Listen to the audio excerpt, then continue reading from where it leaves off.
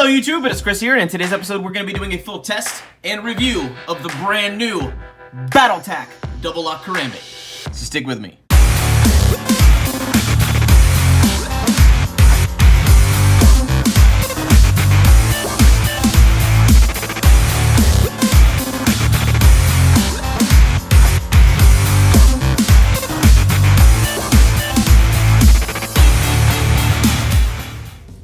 Welcome back everybody, and thank you for sticking with me. Like I said, today we're going to be doing a full test and review of the brand new Double Lock Karambit by Battle Tack.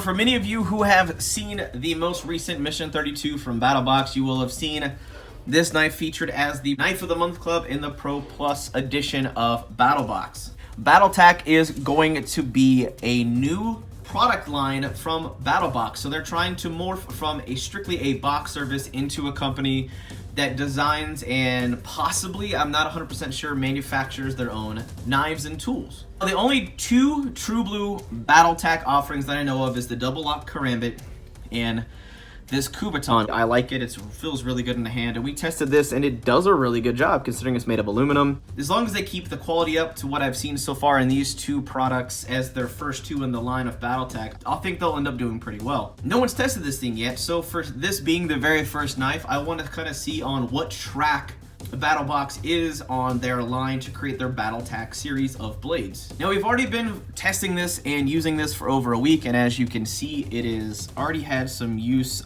We did some goof off and some other things to get rid of some of the material and medium that we use to do some cutting and have some fun with it. But yeah, as you can see, it says Battle Tack.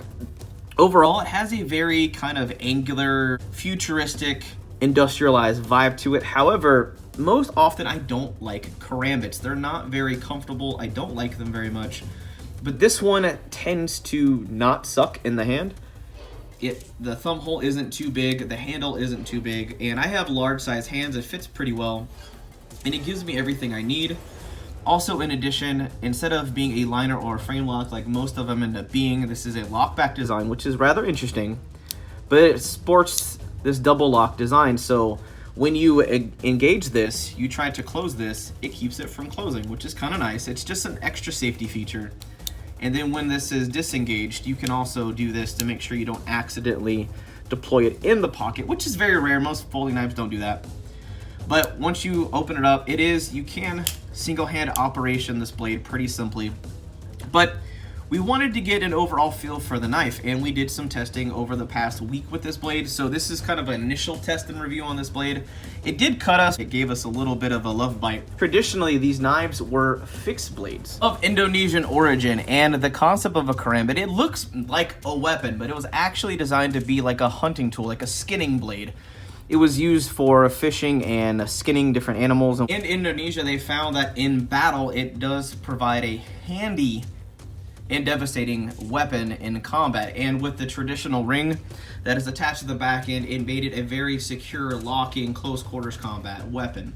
However, I feel like I've talked too long, so we want to go and take this outside and show you some additional footage we did. We just wanted to show you against a fleshy target, and it's very, very Lynn Thompson and very, very, very cold steel, and I'm sorry for that. But it is what it is. For anyone who's never really had an example of why a karambit is so devastating in a self-defense situation, we want to give you that, at least through a test medium, firsthand.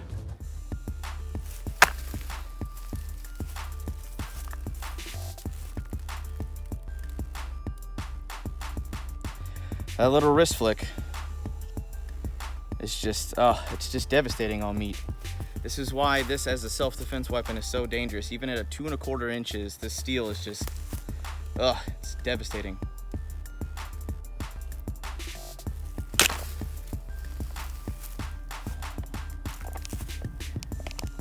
Cut straight through. This would be a devastating gashing wound. And yes, if you guys are wondering, we will be eating this for dinner. But yeah, this is, that's a bad channel, and that's just a little flick. Because of the hawkbill design, it's designed to dig in and then drag.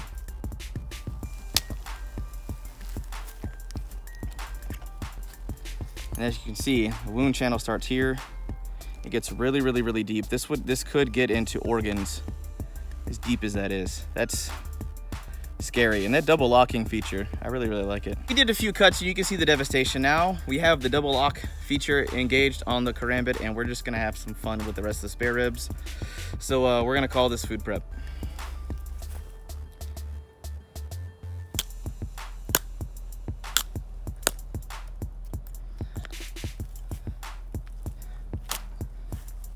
Wow, that was a gaping wound. That was nasty.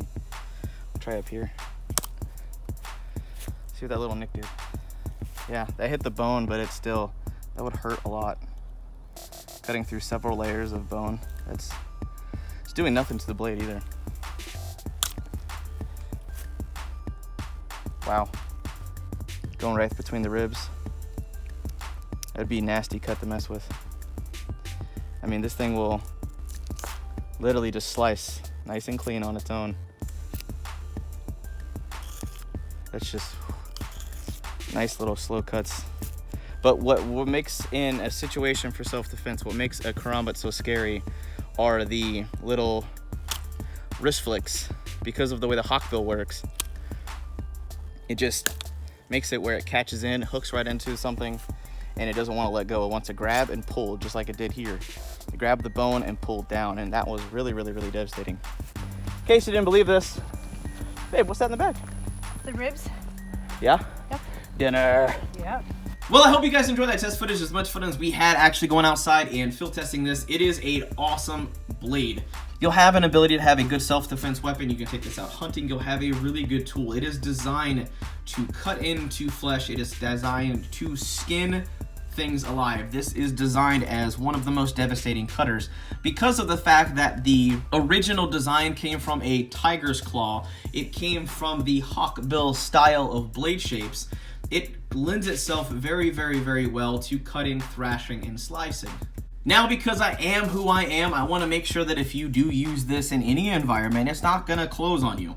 Now, it does have a standard lockback design from what I can tell without taking this blade apart, and it has the double locking mechanism. So we did a few spine whacks on my cutting board in the kitchen in my little scientific testing facility just to kind of get a feel for how secure the blade is in the locking mechanism. We did it without the double lock and the double lock. Just a small stress test to see how the locking mechanism works, and so far it did really well.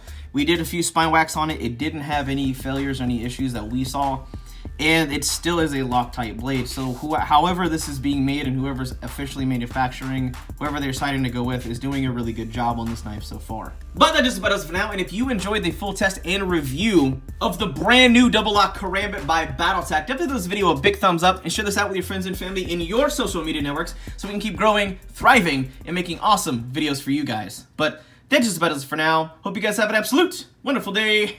I'm out.